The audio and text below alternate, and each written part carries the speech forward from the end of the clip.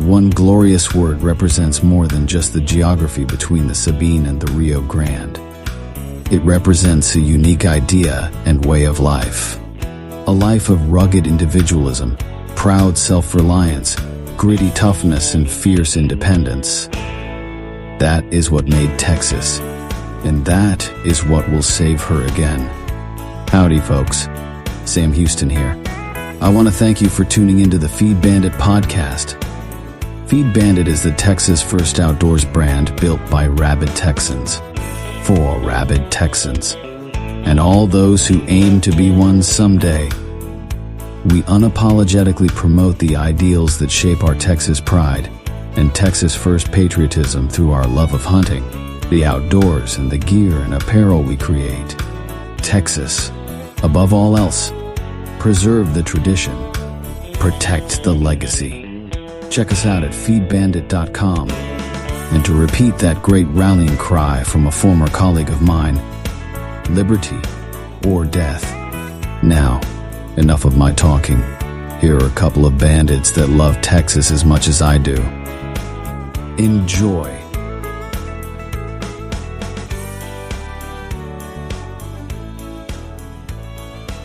Well, howdy, friend. Welcome back to the Feed Bandit podcast. Jimmy back with you. And on this one, we're going to continue our series on the counties of Texas with a quick overview of Andrews County. So if there's any listeners out there that are familiar, maybe grew up there, maybe you hunt there, give us a shout. Let us know what you think about this history and if it's of interest. So Andrews County in the southern High Plains is bounded on the west by New Mexico, on the north by Gaines County, on the east by Martin County, and on the south by Winkler and Ector counties. Let's see. Andrews County encompasses 1,500 square miles of level, rolling prairie land, typical of the southern High Plains. Sandy soils predominate, except in the east, where red clay loam is found. God, I got the tongue twister today, is found. The elevation varies from 3,000 feet in the south to 3,400 feet in the north. The average annual rainfall is 14 inches, and the temperatures range in January average minimum of 30 degrees Fahrenheit to a July average maximum of 96 degrees Fahrenheit. You guys got a growing season of 213 days.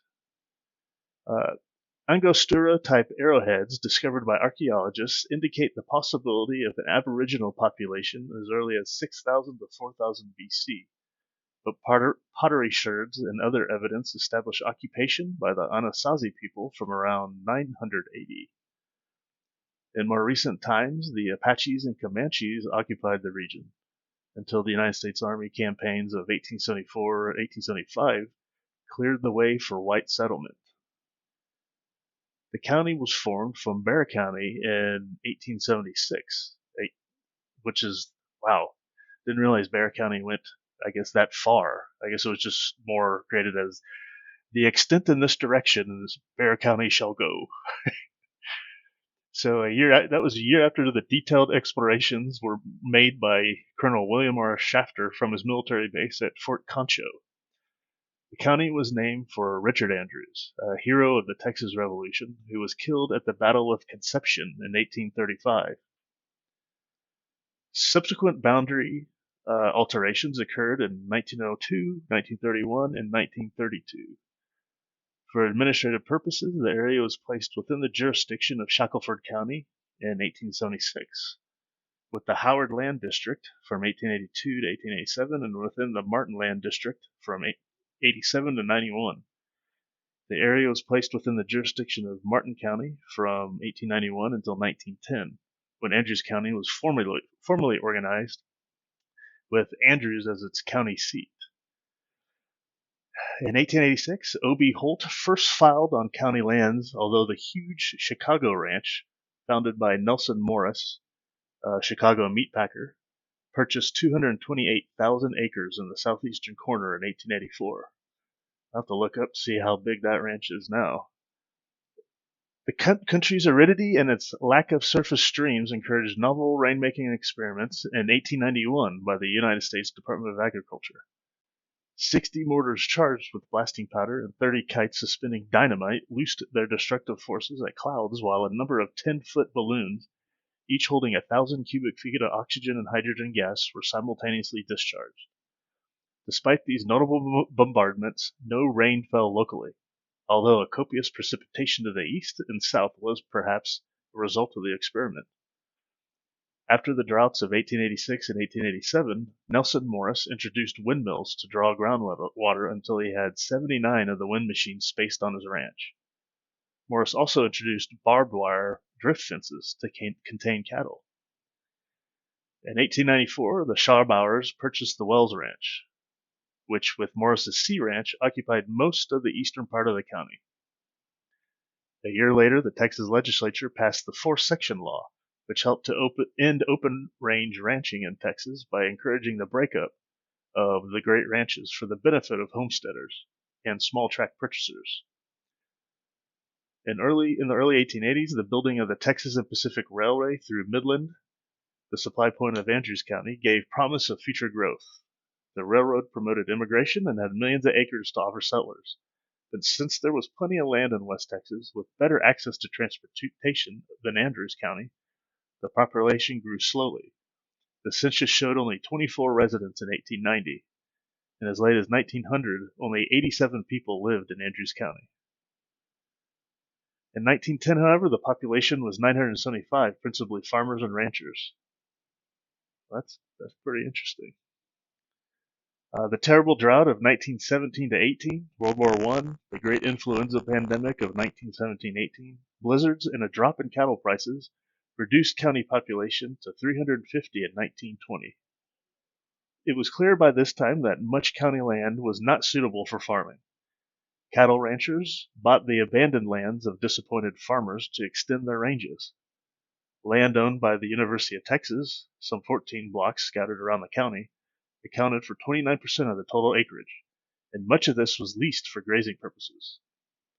Nevertheless, agricultural activity did rebound during the 1920s. 75 farms and ranches were counted in Andrews in 1930. During the same decade, cotton became the single largest crop raised by farmers in the county, and which goes for a lot of the High Plains.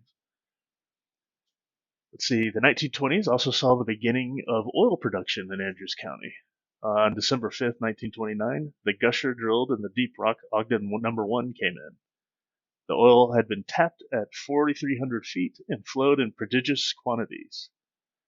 While the excitement was general in oil industry circles and among county residents who braced for a great boom, prosperity did not come at once.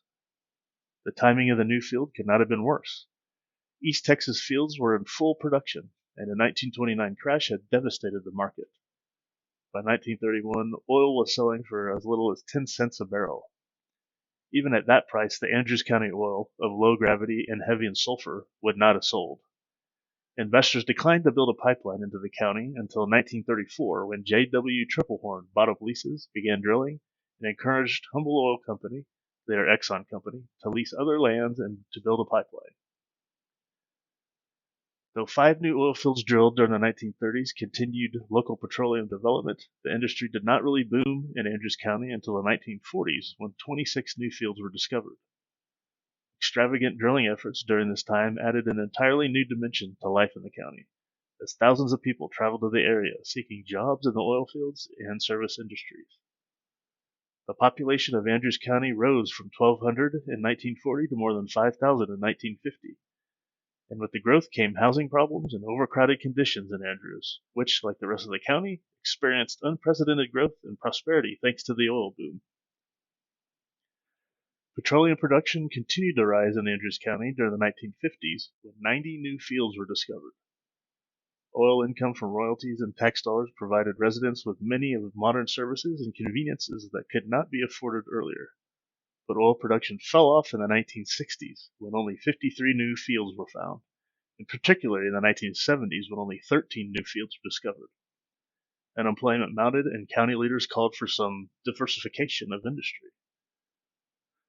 Water flooding of old fields and the Arab oil embargo of 1973-74 stimulated oil production again in the 1970s, and prosperity became general throughout the decade. In the early 1980s, livestock production accounted for roughly two-thirds of the county's income. Other crops such as cotton, sorghum, grain, corn, hay accounted for the rest. By the 1980s, the county had a population of about 11,000, which remained about the same, up to 12,000 in 2014. In the 90s into the 2000s, cattle ranching continued to be the most important agricultural activity in the county. And sorghum crops and corn were the most significant crops. Communities include Andrews, McKinney's Acres, Flory, Prairie Dog Town, and the Oil Museum are the two most, Prairie Dog Town and the Oil Museum are the two of the county's most popular tourist attractions. Today, it's estimated the county has about 19,000 inhabitants. All right. So that's Andrews County. I figure we discussed the counties named after Richard Andrews. So Richard Andrews lived from 1797 to 1835. He was an early settler and soldier in the Revolutionary Army. He was born in Georgia, son of William and Mary Andrews. He was single and arrived in Texas in 1827. He and his brother Micah became American Indian fighters, and both joined the army at the beginning of the Texas Revolution. Richard Andrews, called Big Dick because of his immense stature and strength, was wounded in the Battle of Gonzales on October 2, 1835. He was with James Bowie and James W. Fannin Jr. on October 28, 1835, at the Battle of Concepción, in which he was killed, the first man to die in the Texas Revolution. Andrews County was named in his honor in 1876. Andrews, the county seat, is also named for him. And in 1936, the Texas Centennial Commission erected a marker honoring Andrews in a roadside park 12 miles west of the city on Farm Road 87. Oh, okay. Well, that's interesting. So Richard Andrews was the first man to die in the Texas Revolution. Huh. I did not know that. Why did I think it was someone else? First man to die in the Texas Revolution. Let's see here what the internet research says. Yeah, sure enough. I'll be. That key comes up. Killed in action, first casualty during the Battle of Concepción. Very interesting. All right, well, there you have it, Andrews County. Did you, Andrews Countyers, and Andrewites, however you want to call yourself, did y'all know that your county's namesake was the first to die in the Texas Revolution? All right, there's something to hang your hat on there, so to speak. All right, well, that'll do it on this episode of Feed Bandit Podcast and the Counties of Texas series. I really appreciate y'all listening. Go check out our polos available for pre-order at our store, feedbandit.com. We'd love for you to reserve one of your favorites on there, or two, or three of them. That'd be awesome. Just help support the podcast. We'd really appreciate it. All right, with that, I'll let y'all go. See you on the next one. Remember, support your local food store. Take care.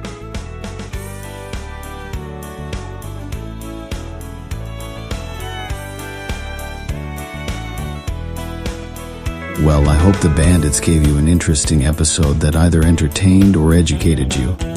Or better yet, both.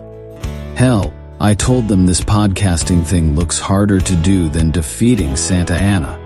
So if you would, please help them out by sharing it with all your like-minded friends to help the Bandits get the word out.